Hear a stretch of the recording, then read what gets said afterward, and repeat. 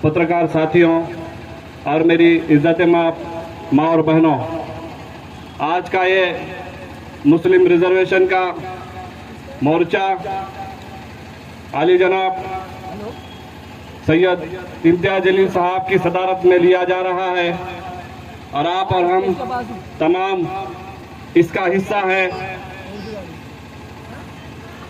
मजलिस इत्तेहादुल मुस्लिमीन की जानिब से लिए जा रहा है इस जलसे में हमारी जो मांगे हैं, ये मांगे रियासती गवर्नमेंट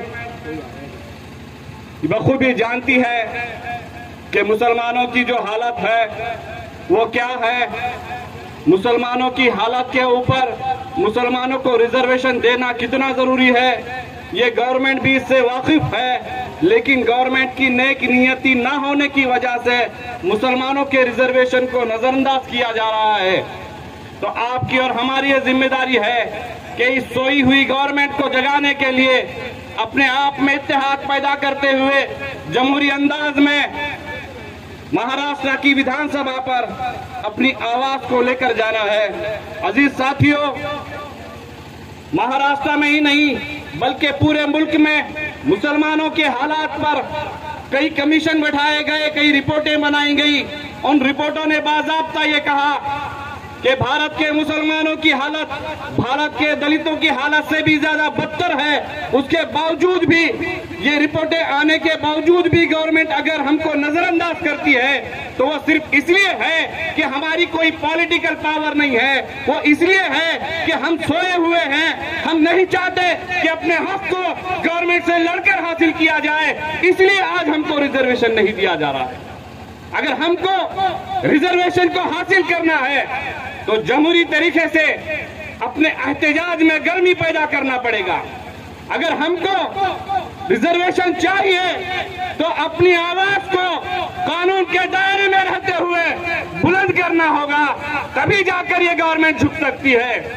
आपने और हमने देखा कि राणे समिति बनाई गई। राणे समिति ने रिपोर्ट पेश की, मुसलमानों को 5%, मराठों को 16%। अक्सर होता यह है कि अगर कोई गवर्नमेंट किसी कौम को, किसी कम्युनिटी को अगर रिजर्वेशन देना चाहती है तो कोर्ट में जाने के बाद कोर्ट उसको रिजेक्ट करता है। लेकिन हमारे साथ क्या हुआ? हमारे साथ ये हुआ कि कोर्ट में जाने के बाद कोर्ट ने मुसलमानों के रिजर्वेशन को बरकरार रखा और मराठों के रिजर्वेशन को खत्म कर दिया। लेकिन उसके बावजूद भी आज तक गवर्नमेंट मुसलमानों के रिजर्वेशन के ताल्लुक से बात भी करने को तैयार नहीं है। तो वो सिर्फ इसलिए कि हम मुत्तहिद नहीं हैं।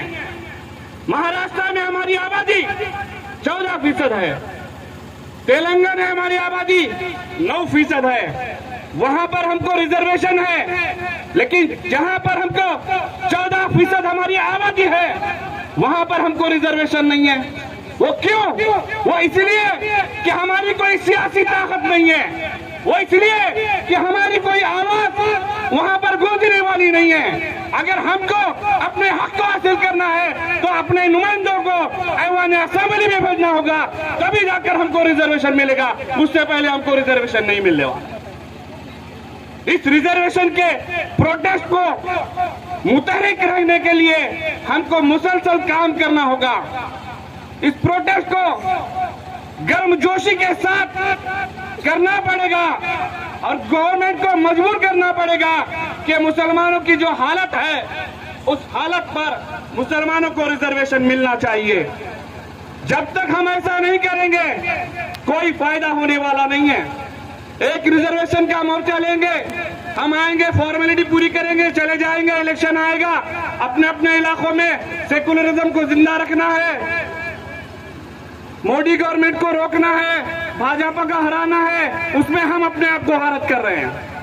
अरे भाजपा हो, कांग्रेस हो, एनसीपी हो, शिवसेना हो, हर कोई हमारे लिए दुश्मन है।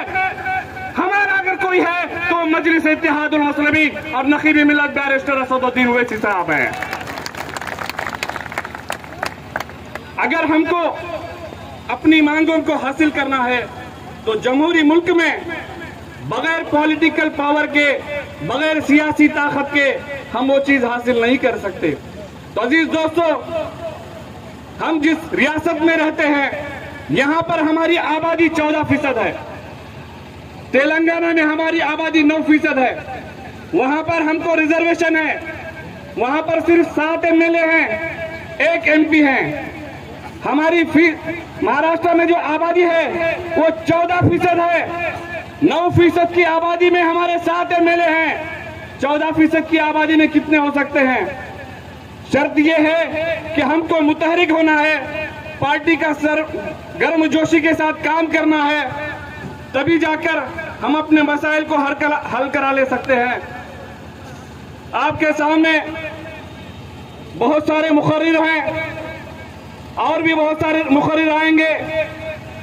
मैं कुछ ही वक्त में आपसे रुख्सत लेना चाह रहा हूं कि मजलिस इत्तेहादुल मुस्लिमीन एक पॉलिटिकल पावर, एक सियासी ताकत पूरे मुल्क में जानी पहचानी हो चुकी है।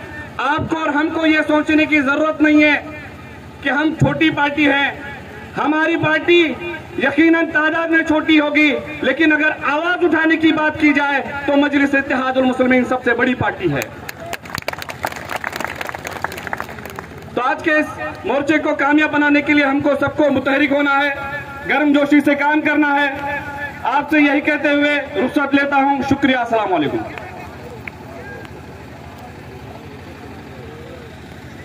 भाई